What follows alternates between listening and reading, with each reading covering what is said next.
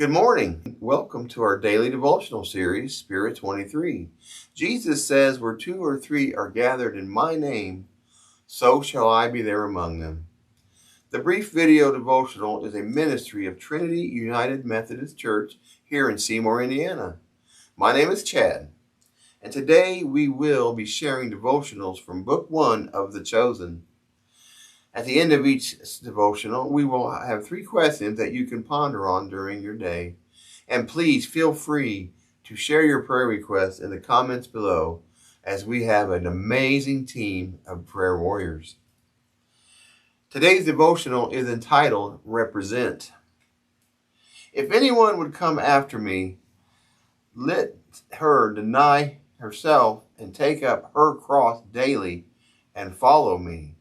For whoever would save her life will lose it, but whoever loses her life for my sake will save it.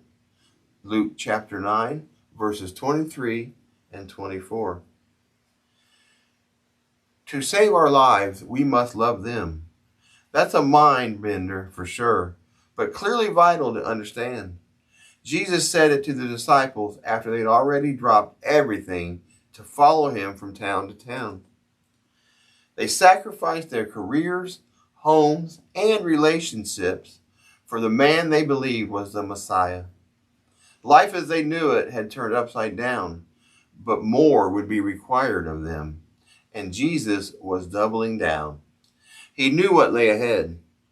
He knew he was leaving, and he knew they would become pillars of the early church, in charge of spreading the truth about salvation to the world, discipling the masses, and claiming Christ in the face of imprisonment, torture, and death.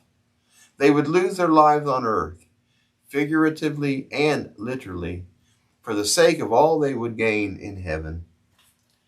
And they did it well because their testimonies, their personal stories of what Jesus had said and done, were potent demonstrations of his transformative love and power in their lives.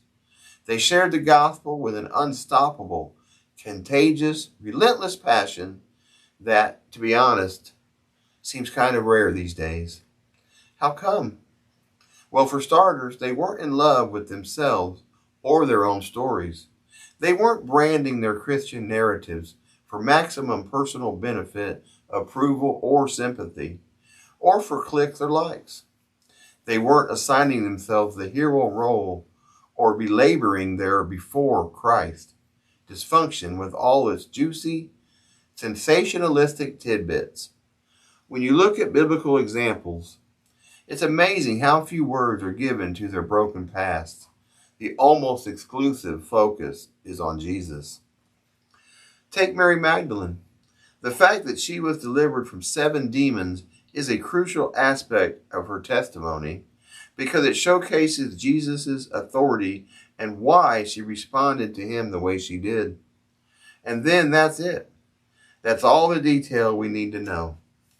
In other words, her autobiography would have been titled The Dark Years, with 300 pages dedicating to describing the monsters within. Fascinating. Sure, but powerful and effective and glorifying to the one who rescued her. Not so much. There's a reason we meet Mary subsequent to her healing, because that's where the real story is. There are a few other things we know about her. Number 1, she followed Jesus and financially supported his ministry until his crucifixion, which means she gave everything she had to follow him. Number 2, she endured the crucifixion and stayed close to Jesus while he suffered and died. And 3, as mentioned and delivered, she was the first person he appeared to after he rose from the dead. And she was the one he sent to tell the disciples the universe-altering news. And because the old was gone and dead, Jesus had given her new life. Which means that even if you've been a believer for all of 10 minutes, those minutes are entirely more relevant than the 20, 40, or 80 years of darkness prior to your conversion. Reason being, we're called to represent Jesus, and to die to the lives he saved us from.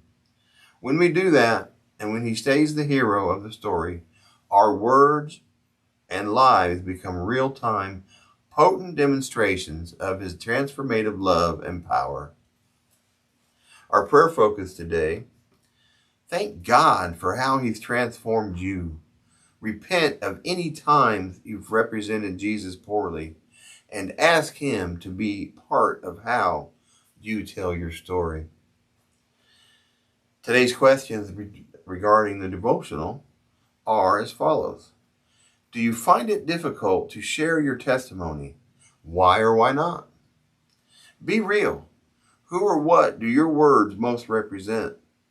And in moving forward, what can you say that focuses more on the after Christ portion of your testimony than the before Christ portion?